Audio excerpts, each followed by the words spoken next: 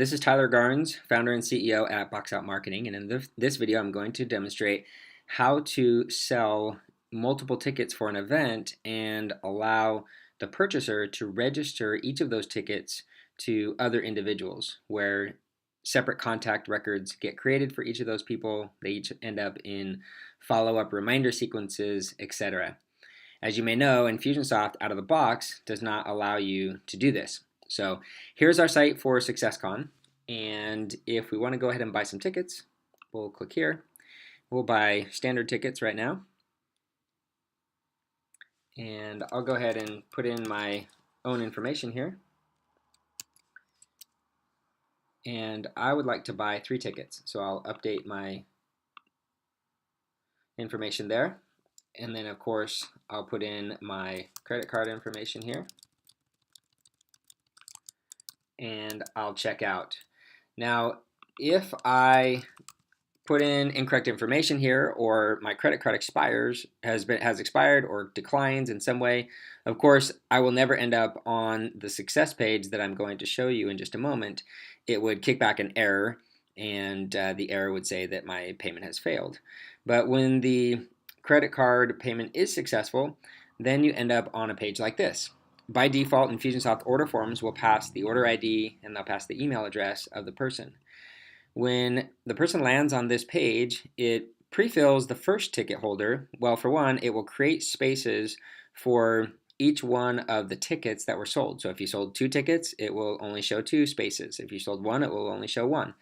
It will pre-fill the first one with the person's information who purchased the ticket, assuming that they want to register 1 ticket for themselves. But of course, they could delete this information and put someone else's information in there, and then that way they could buy tickets for someone other than themselves. In the meantime, what's happened when the purchaser lands on this page, they've gone into a campaign and they have been tagged with this tag here. In this case, it's for SuccessCon, so it's SuccessCon ticket fulfillment, standard tickets not yet allocated. And so that's a status. If the person who purchased doesn't fill out this form and they leave this page, then we need to know that we've got someone who bought tickets who hasn't registered them. We also can automatically trigger a sequence to chase them down and email them a link to come back here to make sure that they register their tickets. Now, if they do go ahead and fill out the form, and I'll do that here, so I'll put this test 1, 2, 3, last 1, 2, 3, be test last 1, 2, 3 at gmail.com. If I can type, and we'll just put in a random phone number, and we'll do test 789, last 789, test last 789 at gmail.com, and a random phone number, and I'll hit register my tickets. At that point, it's creating a contact record for each of those people if they don't yet exist. If they do exist, then it will tag them and put them in the appropriate sequence. It also tags the purchaser as having allocated their tickets. So if they come back to this page in the future, the system will recognize them, say, okay, you have the tag telling us that you have already allocated your tickets, therefore you don't need to. If you want to adjust who you've allocated them to, then please contact us. Of course, we could customize that and allow them to reallocate the tickets. But for us right now, the way we've done it is just contact us and we'll take care of it. So let's jump back into Infusionsoft now. Hopefully this has all updated. Sometimes the campaigns run a tad slow. But if we look at tags now, we'll see that the tag is now updated, the status tag, so it shows that my standard tickets have been allocated and that my ticket is registered because one of those tickets I registered to myself. The other thing that this does, let's go into the custom fields here. And of course, you can organize your custom fields however you want. These are the most recent ones that I created, so they're at the bottom of this long list. But you'll see here that name of the event, so 3 custom fields get set.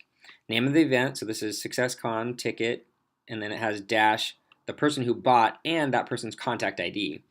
This is the link. If they didn't allocate their tickets and they left that registration page, then this link would be merged into an email and sent to the person. You can see that it's merging in my email address, it's merging in the order ID right here, so that it knows which order to look up and how many tickets, and allows the person to register their tickets even if they left that page right after purchasing. And then it lists the ticket buyer here.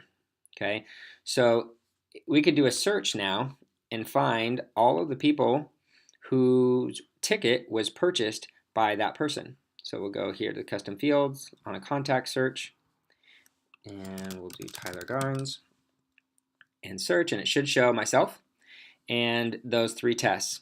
It actually shows another one, my other contact record with my Box Out Marketing email, because apparently I had bought a ticket on that one too. But you get the idea, that now I can find all the people who had tickets purchased by the same person. What you can also do is flip this into grid view, and let's change our columns here. So I don't need all this information.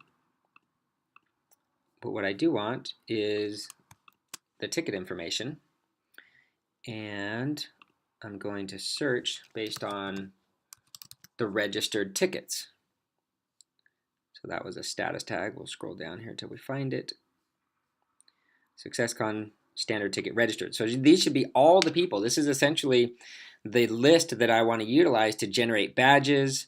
Let's see, we must have had still the custom field in there, sorry.